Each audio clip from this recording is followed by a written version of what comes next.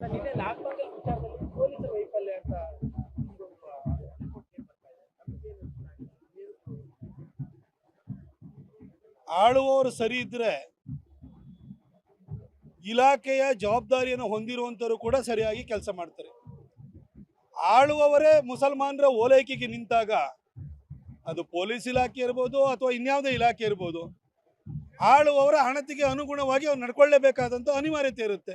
ಹಾಗಾಗಿ ನಾನು ಪೊಲೀಸ್ ಇಲಾಖೆಯನ್ನು ದೂರಲ್ಲ, ಆಳುವ ಸಿದ್ದರಾಮಯ್ಯನವರೇ ತಾಲಿಬಾನಿ ಸರ್ಕಾರವನ್ನು ನಡೆಸ್ತಾ ಇರಬೇಕಾದ್ರೆ ಪೊಲೀಸ್ ಇಲಾಖೆ ಸಿದ್ದರಾಮಯ್ಯನವರ ಅಣತಿಗೆ ಅವರ ಮನಸ್ಸಿಗೆ ವಿರುದ್ಧವಾಗಿ ನಡ್ಕೊಳ್ಳೋಕೆ ಸಾಧ್ಯವಿಲ್ಲ. ಅದೇ ಘಟನೆ ನಾಗಮಂಗಲದಲ್ಲಿ ಮೊನ್ನೆ ನಡೆದಿದೆ. ಅಮಾಯಕರ ಬಂಧನ ಆಗ್ತಾ ಇದೆ ಆರೋಪಗಳು ಕೂಡ ಮಾಡ್ತಾ ಇದೆ. ಪ್ರವೊಕೇಶನ್ನು ಬಂದಿದ್ದು ಮುಸಲ್ಮಾನರ ಕಡೆಯಿಂದ.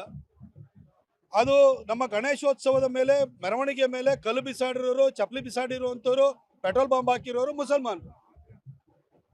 ಹಾಗೆ ಚಿತಾವಣೆ ಕೊಟ್ಟಿರೋರು, ಪ್ರಚೋದಿಸಿರೋರು ಅವರಾಗಿರೋದ್ರಿಂದ ಅವ್ರ ಮೇಲೆ ಕಠಿಣ ಕ್ರಮ ಕೈಗೊಳ್ಳಬೇಕೇ ಹೊರತು ಅದಕ್ಕೆ ಪ್ರತಿಕ್ರಿಯೆ ಕೊಟ್ಟಿರುವಂತಹ ಹಿಂದೂಗಳ ಮೇಲೆ ಕೇಸ್ ಹಾಕುವಂಥದ್ದು, ಅವ್ರಿಗೆ ಹಿಂಸೆ ಕೊಡುವಂಥದ್ದು ಮಾಡ್ತು ಅಂತಂದರೆ ನಾವು ಸ್ಟೇಷನಿಗೂ ಬರ್ತೀವಿ, ಜೈಲಿಗೆ ಹಾಕಿದ್ರೆ ಜೈಲ್ ಹತ್ರಕ್ಕೂ ಕೂಡ ನಾವು ಬರ್ತೀವಿ. ಸರ್, ಈಗ ಪ್ರಮುಖವಾಗಿ ಅಂದ್ರೆ ಒಂದು ಗಣೇಶ ಮೆರವಣಿಗೆ ಕೂಡ ಸಹಿಸಿಕೊಳ್ಳಕ್ ಆಗದೆ ಯಾಕಂದ್ರೆ ರಾಜ್ಯದ ಬೇರೆ ಬೇರೆ ಕಡೆಗಳು ಕೂಡ ಈಗ ಮೆರವಣಿಗೆಗಳು ಕೂಡ ಇದಾವೆ.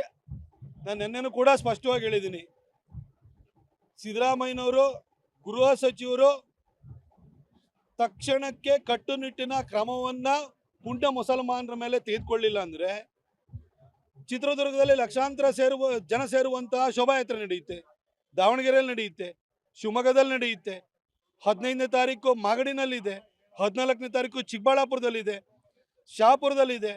ಇಡೀ ಉತ್ತರ ಕರ್ನಾಟಕದಲ್ಲಿ ಭಾಳ ಅದ್ಧೂರಿಯಾಗಿ ಗಣೇಶೋತ್ಸವನ ಮಾಡ್ತಾರೆ. ನೀವು ಪೊಲೀಸ್ ಇಲಾಖೆ ಮುಖಾಂತರವಾಗಿ ಹಿಂದೂಗಳಿಗೆ ಮುಸಲ್ಮಾನರ ಪೆಟ್ರೋಲ್ ಬಾಂಬು, ತಲವಾರು, ಕಲ್ಲು ಇವುಗಳಿಂದ ರಕ್ಷಣೆ ಕೊಡಲಿಲ್ಲ ಅಂತಂದರೆ ನಮ್ಮನ್ನು ನಾವು ರಕ್ಷಣೆ ಮಾಡ್ಕೊಳ್ಳೋಕ್ಕೆ ಗಣೇಶೋತ್ಸವ ಮೆರವಣಿಗೆಯಲ್ಲಿ ನಾವು ಕೈಯಲ್ಲಿ ಪೆಟ್ರೋಲ್ ಬಾಂಬು, ತಲವಾರ ಹಿಡ್ಕೊಂಡು ಬರಬೇಕಾಗುತ್ತೆ. ಪರಿಸ್ಥಿತಿ ಕೈ ಮೀರಿದರೆ ಅದಕ್ಕೆ ಸಿದ್ದರಾಮಯ್ಯನವರು ನೇರವಾಗಿ ಹೊಣೆ ಆಗಿರ್ತಾರೆ.